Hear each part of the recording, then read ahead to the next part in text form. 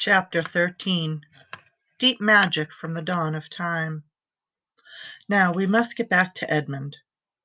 When he had been made to walk far further than he had ever known that anybody could walk, the witch at last halted in a dark valley all overshadowed with fir trees and yew trees.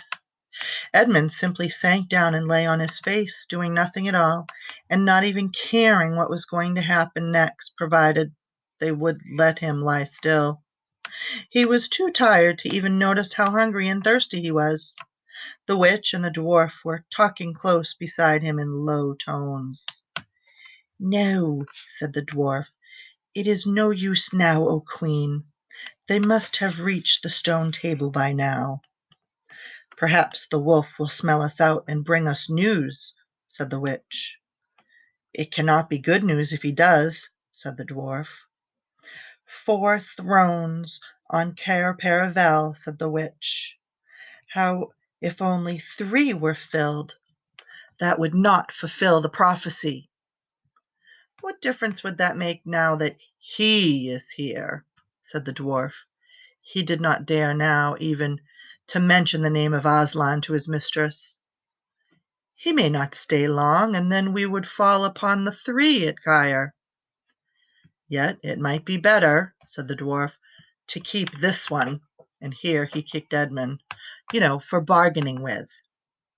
"Yes, and have him rescued," said the witch scornfully. "Then," said the dwarf, "we had better do what we have to do at once." "I would like to have done it on the stone table itself," said the witch. "That is the proper place. That is where it has always been done before." "It will be a long time now before the stone table can again be put to its proper use," said the dwarf. "True," said the witch, and then, "Well, I will begin." And at that moment, with a rush and a snarl, a wolf rushed up to them. "I have seen them. They are all at the stone table with him. They have killed my captain, Margrim. I was hidden in the thickets, and I saw it all. One of the son of Adams killed him. Fly, fly!" "No," said the witch, "there need be no flying. Go quickly. Summon all our people to meet me here as speedily as they can. Call out the giants and the werewolves and the spirits of those trees who are on our side. Call the ghouls and the bogles and the ogres and the minotaurs. Call the churls, the hags, the spectres, and the people of the toadstools. We will fight. What, have I not still my wand? Will not their ranks turn into stone even as they come on? Be off quickly. I have a little thing to finish here while you are away." The great brute bowed its head, turned, and galloped away. "Now," said she, "we have no table. Let me see. We had better put it against the trunk of a tree." Edmund found himself being roughly forced to his feet. Then the dwarf set him with his back against a tree and bound him fast. He saw the witch take off her outer mantle. Her arms were bare underneath it and terribly white. Because they were so very white, he could see them, but he could not see much else. It was so dark in this valley under the dark trees.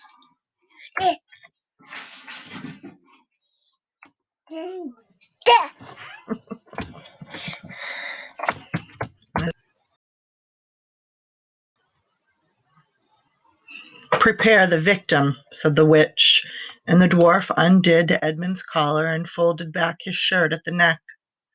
Then he took Edmund's hair and pulled his head back so that he had to raise his chin. After that Edmund heard a strange noise. Whiz, whiz, whiz. For a moment he couldn't think what it was. Then he realized it was the sound of a knife being sharpened. At that very moment he heard loud shouts from every direction, a drumming of hooves and a beating of wings, a scream from the witch, confusion all around him. And then he found he was being untied. Strong arms were round him, and he heard big, kind voices saying things like, "Let him lie down. Give him some wine. Drink this. Steady now. You'll be all right in a minute." Then he heard the voices of people who were not talking to him but to one another, and they were saying things like, "Who's got the witch? I thought you had her. I didn't see her after I knocked the knife out of her hand. I was after the dwarf. Do you mean to say she's escaped? A chap can't mind everything at once.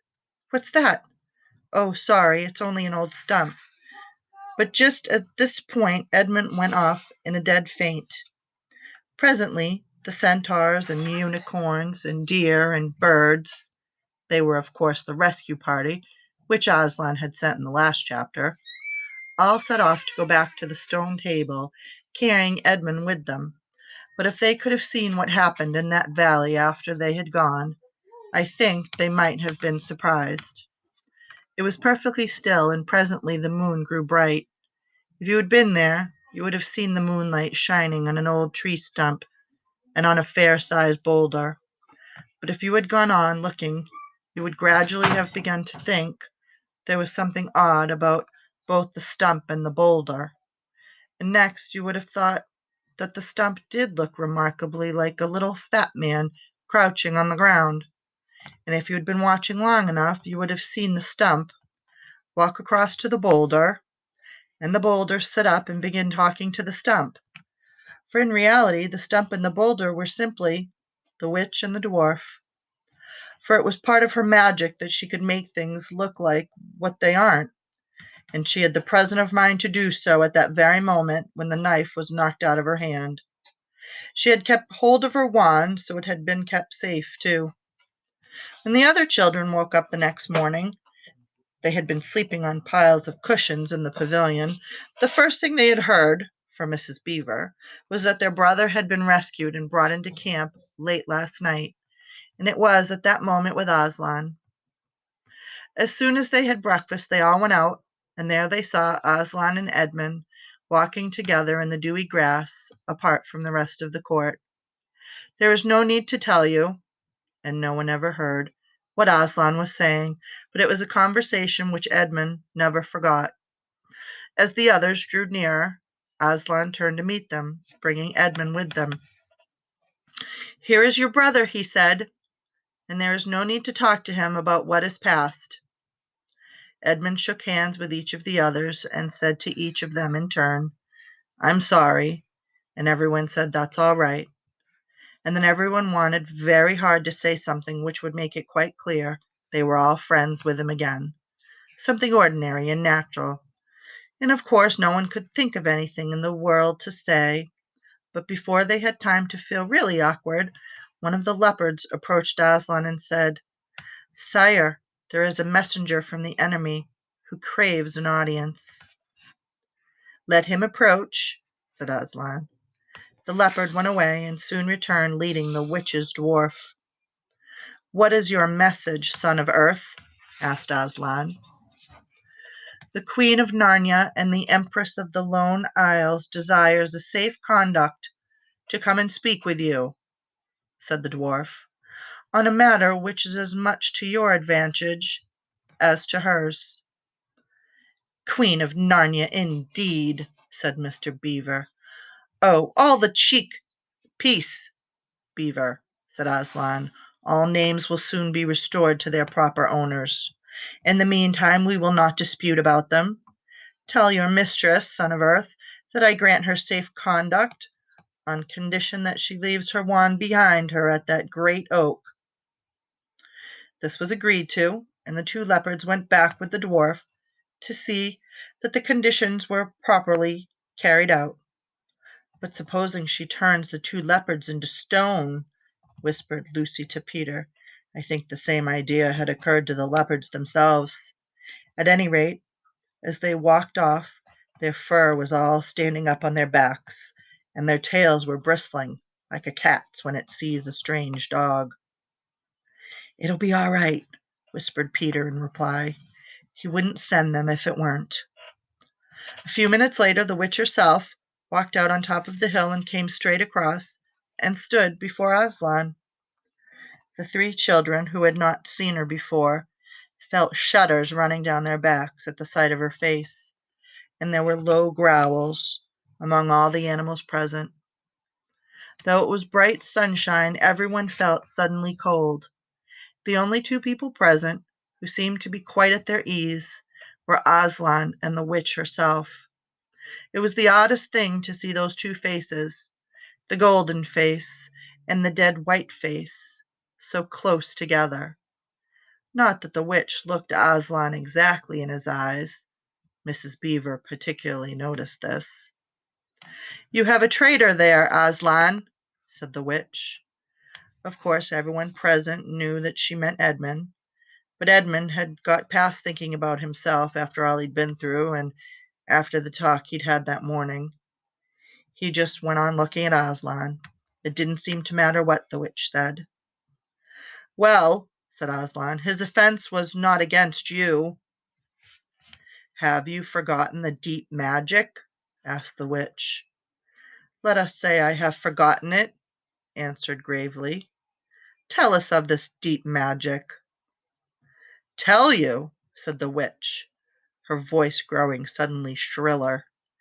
"Tell you what is written on that very table of stone which stands beside us. Tell you what is written in letters deep as a spear as long on the firestones of the secret hill. Tell you what is engraved on the scepter of the emperor beyond the sea. You at least know the magic which the emperor put into Narnia at the very beginning. You know that every traitor belongs to me as my lawful prey, and that for every treachery I have a right to kill." "Oh," said Mr. Beaver, "so that's how you came to imagine yourself a queen. Because you were the emperor's hangman? I see." "Peace, Beaver," said Aslan with a very low growl. "And so," continued Witch, "that human creature is mine. His life is forfeit to me. His blood is my property." "Come on, take it then," said the bull with the man's head in a great bellowing voice. "Fool," said the witch with a savage smile that was almost a snarl. "Do you really think your master can rob me of my rights by mere force? He knows the deep magic better than that. He knows that unless I have blood, as the law says, all Narnia will be overturned and perish in fire and water." "It is very true," said Aslan. "I do not deny it." "Oh, Aslan," whispered Susan in the lion's ear. "Can't we? I mean, you won't, will you? Can't we do something about the deep magic? Isn't there something you can work against it?" "Work against the emperor's magic," said Aslan, turning to her with something like a frown on his face. And nobody ever made that suggestion to him again. Edmund was on the other side of Aslan, looking all the time at Aslan's face. He felt a choking feeling and wondered if he ought to say something. But a moment later, he felt that he was not expected to do anything except to wait and do what he was told. "Fall back, all of you," said Aslan, "and I will talk to the witch alone." They all obeyed. It was a terrible time, this waiting and wondering, while the lion and the witch talked earnestly together in low voices. Lucy said, "Oh, Edmund," and began to cry. Peter stood with his back to the others, looking out at a distant sea. The beavers stood holding each other's paws with their heads bowed. The centaurs stamped uneasily with their hooves. But everyone became perfectly still in the end, so that you noticed even small sounds like a bumblebee flying past, or the birds in the forest down below them, or the wind rustling the leaves. And still the talk between Aslan and the White Witch went on. At last they heard Aslan's voice. "You can all come back," he said. "I have settled the matter. She has renounced the claim on your brother's blood." And all over the hill there was a noise as if everyone had been holding their breath and had now begun breathing again, and then a murmur of talk. The witch was just turning away with a look of fierce joy on her face when she stopped and said, But how do I know this promise will be kept?" "Arr!" roared Aslan, half rising from his throne, and his great mouth opened wider and wider, and the roar grew louder and louder. And the witch, after staring for a moment with her lips wide apart, picked up her skirts and fairly ran for her life. And that is the end of chapter 13.